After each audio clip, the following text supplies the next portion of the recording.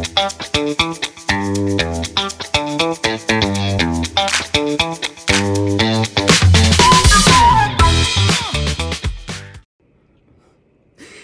beautiful spirits. Welcome to Behind the Brand.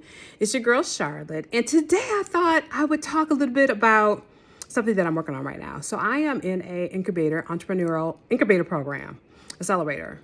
Accelerator? I think it's called accelerator program, where they really are trying to help you kind of fast track the kind of go to market, meaning that all the stuff that you need to do in order to go to market, they're trying to get you to get that stuff done really quickly, which entails like understanding financials, understanding your business plan, understanding your business model. And so today, as well as some other things that we haven't even gotten to yet, but so today I thought I would just talk to you guys a little bit about the business model canvas. And I'm going to show you really quickly my business model canvas. And this business model canvas is located in my living room. Yep. Right above that space above the fireplace that I haven't been using. I know it looks tacky. It does. However, it just forces me to kind of be with my business model canvas every single day. As embarrassing as it is, as tacky as it looks, I don't care, because for me, I just need to be knee deep in what's going on with my business. And so by having it there kind of so pronounced, I have to pass by it, I have to look at it, I have to do all those things. I'll move it at some point in time, but for now, I just want to keep it there because I just want to keep it fresh at top of mind. I want to keep it fresh in terms of what I'm thinking about as my business. And what's really cool about this business model canvas is that it has changed and fluctuated. Now, the first time I did it, I only had a couple little sticky notes. And then the second and third times, I had a whole bunch. And so it has since then kind of calmed down a little bit more. I have less on there now. Although, as you will see, there's a lot on there. But I think what I'll do today is I will do a series of these, and I will start with customer segment. And I decided to start with customer segment with you guys because, man, you got to understand who your customer is. Straight up, y'all. If you don't know who your customer is, then ain't no sense you doing your business, quite honestly. And I think a lot of us always tend to think, well, everybody who likes my product or service is my customer. Could be. However, when you're first starting out, you need to kind of drill in, dial down to who really your ideal customer is, and really understanding who they are, understanding they're just their demographics, but their psychographics, understanding why would they buy, how do they come to purchase products or services that you particularly sell. And that becomes really a challenge because for me, oh man, when I first started, I was like, oh, plus size people. Oh, plus size people, my customers. No, guess what? Because not all plus size people care about buying a hydration pack. They really don't. No. And then I was like, oh, okay, well, plus size runners. Yeah, some. And I think what has happened is, then I thought only women, then I thought only men, and then I thought only young people, and then I thought only old people. And I really have had to really kind of over and over reiterate and better understand who my customer is.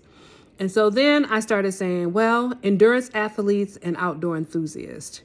And I think that answer is decent, but it's not the full answer. It's still a very vague answer because there's a lot of outdoor enthusiasts that are plus size, and there's a lot of endurance athletes that are plus size. Doesn't mean that they're going to want what I produce or make as a company. And so I think also too, one of the things I thought, I was really focused on, I want to share this story with you guys because I just think it's so important for you to understand like why you need to get knee deep and get understanding of who your customer is. Because I said to myself, all the beginners, all the fat people who want to start running, they're going to buy my hydration pack. And guess what? No, they ain't. They really aren't. And can I tell you why? Because I thought about it, right? I was in a Facebook group. I went to a Facebook group and had a little meeting. And I said, you guys, how many of you guys are beginners? And in this particular group, there's a lot of beginners because this particular Facebook owner, they work with beginning runners who are, plus size. And I said, well, how many of you guys are looking for hydration bag? And people are like, What's a hydration pack? Or the ones that didn't know what a hydration pack are like, I ain't ready for no hydration pack right now. And so I had to learn, like, oh no, beginners are not my customer segment. Like some of them may have the consciousness and may have the desire and may impulse buy and buy my hydration pack, but the bottom line is, like, that's not my ideal customer. You know what I mean? Because that would be a kind of customer I would have to kind of convince into buying it. You want a customer who wants to actually buy it. And so what I was learning, this is what I learned about my customer segment, y'all, as y'all will see on the board, that my customer segment really is men and women, probably more 30 to 60. And the reason why is this. My customer is somebody who has chosen to have an active lifestyle on a regular basis. Whether it's doing endurance athletes or whether it's just doing outdoor activities, they've kind of made a conscious choice. So they're beyond beginner. They may be beginner level, but in their minds, they're beyond beginner. And they have the consciousness. And I learned too with doing interviews is that people generally find out about hydration packs the same way I did, in running groups, you know what I mean? At events. Really through other people who say, like, if you're going to be a runner and you're going to take this seriously and you're going to do this over and over again, then you might want to look into getting a hydration pack. And then also, like, let's say you're outdoor enthusiast. You want to go hiking. You want to do hiking. Yeah. So the first time you go hiking, you're probably carrying 2 handheld water bottles. And then you learn, and then as you're walking on the trail, you learn, oh, people have these packs on. Different kind of packs, but you also see people, their mouth is on a hose, and I guess there's something like liquid coming through that hose. You know what I mean? Or you may be brave enough just to go up to them and ask them, like, what is that? Or somebody will tell you, or maybe perhaps one of the people in your group that are going hiking that day will say, oh yeah, I got a hydration pack, you should get one too. And so again, a lot of how people come to hydration packs is usually through participation and word of mouth.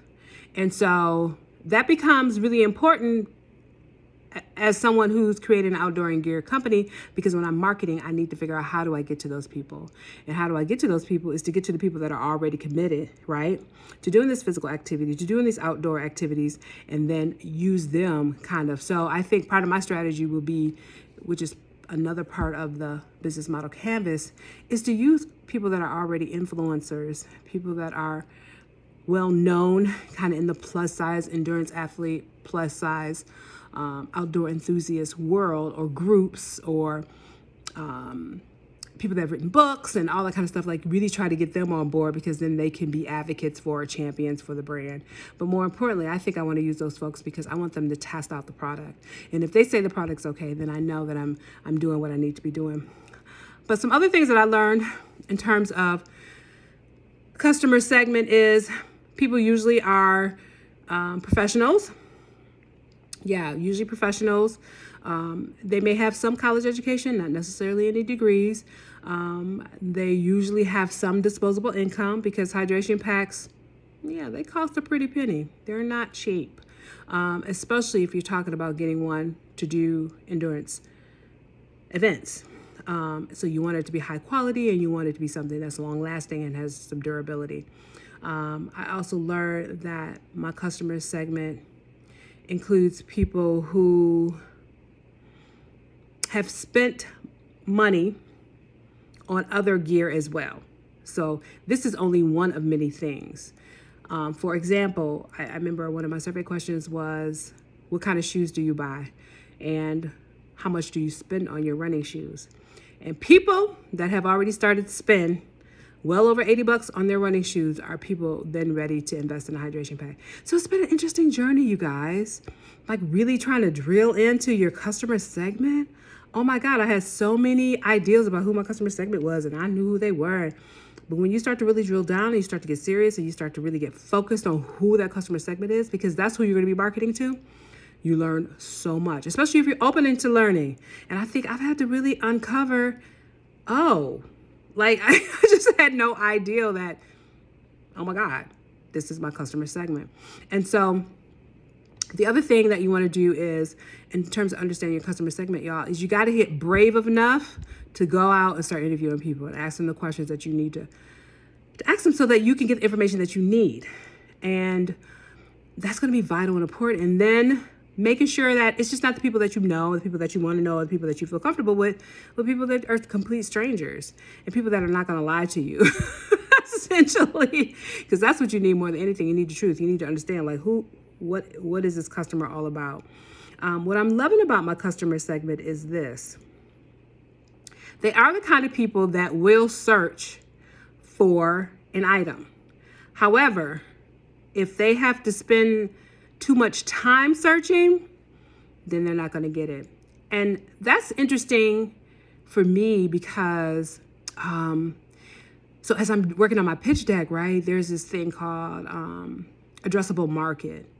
And what I'm learning is that for plus size people, it's hard to discern addressable market because a lot of times the very things that they want is not available, or they have to go somewhere special in order to get it.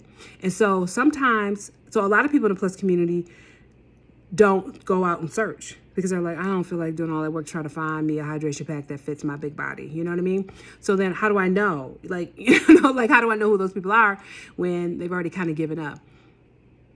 However, we do know that from stores like Elaine Bryant and DXL, Casual Mail, that if you offer what people want, then they will come and buy it. And so once people know that, Conscious Gear is going to make a hydration pack for somebody who wears, what we call a traditional, maybe 3X, 4X, then they're going to be more inclined to go make that purchase.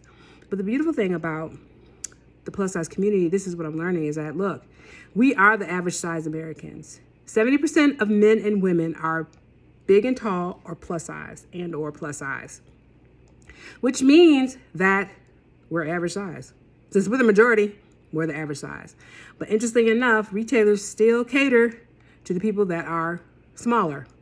So I think, my business is about being a game changer, but more importantly, making sure that I am filling a gap.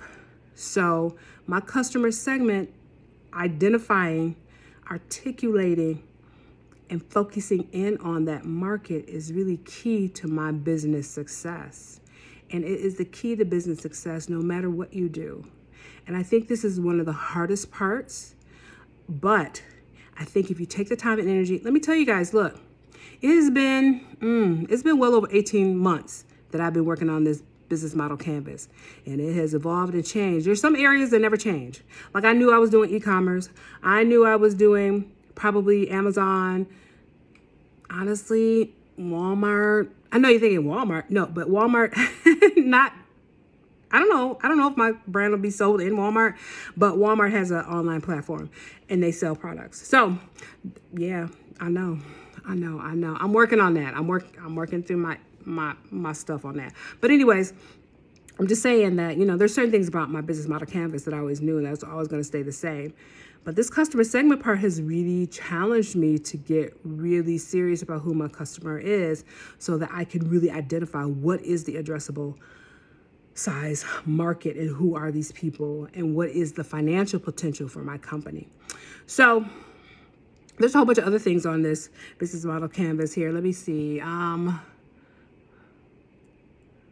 So a couple of things I will say this is like, there are definitely people who are physically active. There are people that want to lose weight. And these are kind of just things that, well, it just comes with the territory.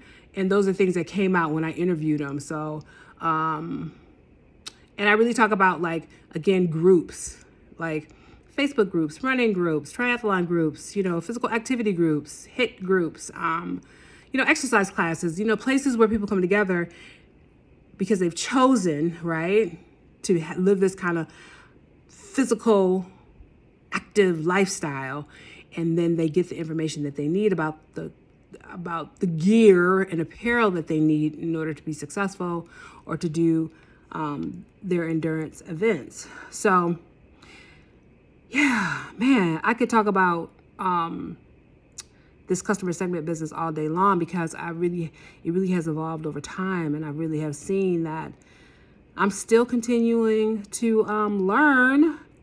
And also, this is what I've discovered, guys. Look, when I first came on the scene, I was like, I'm just doing a hydration pack. And then it kind of quickly evolved into being outdoor apparel and gear, which kind of, I felt like was a little bit much. And the only reason why is because the apparel part, because I'm like, I ain't no fashion designer. I love Project One Way. I love watching Project One Way. But I ain't gonna never apply to be on Project One Way, and I ain't got no Project One Way skills. But I did learn that you can hire people to do this for you, so that's what I'm doing. But anyways, but one of the things I was realizing is that in meeting this need, I realized the need was beyond just the hydration pack. So then apparel and gear did become important. And then also too, a lot of the reasons why I'm doing the particular products that I'm doing has to deal with a lot of my pain points. One of my pain points was a hydration vest because I'm an ultra runner. And then I want to start doing more triathlons. So a wetsuit became important. And then I went to the Major Taylor Cycling Association weekly rides and got the bug for cycling, which I really got the bug for cycling. But I mean, I was always going to be cycling because I was going to do the triathlons. And so now I want to do more cycling. And so having a cycling kit has become important. And so for me, it's just been kind of like a continued evolution in terms of what I'm going to do with the company and how I'm going to grow. And even now I'm thinking about, I need to design apparel, like I really have a great idea for a hoodie. I'm really interested in creating a pant. I would probably use a neoprene fabric to run in the winter time because I'm from Michigan and it gets cold, like 40 below cold. And I just really want to create a nice pair of workout pants that are not super thick, but thick enough to keep you behind warm when you're outside and are in bigger sizes. So, man, I know I didn't cover everything about the customer segment, but if you have questions, let me know. I'm more than happy to share with you. But look, I'm going to, probably put some more, I'll share some more screens with you in terms of information about my customer segment, but feel free to share with me who you think your customer segment is and why. And feel free to tell me if you think I'm wrong about my customer segment. If you think, oh no, Charlie, you forgot about this or that, this and that and other. I love to learn. I do. I love to learn. I love to be challenged as well. So I want to say thank you guys so much for sharing your time and your energy with me. It's been kind of nice, kind of going behind the brand, sharing stuff with y'all. That's like kind of crazy. My crazy life. But, I love this thing called conscious gear. I just do feel like it is a divine calling that the Holy Spirit said, look, I need you to do this.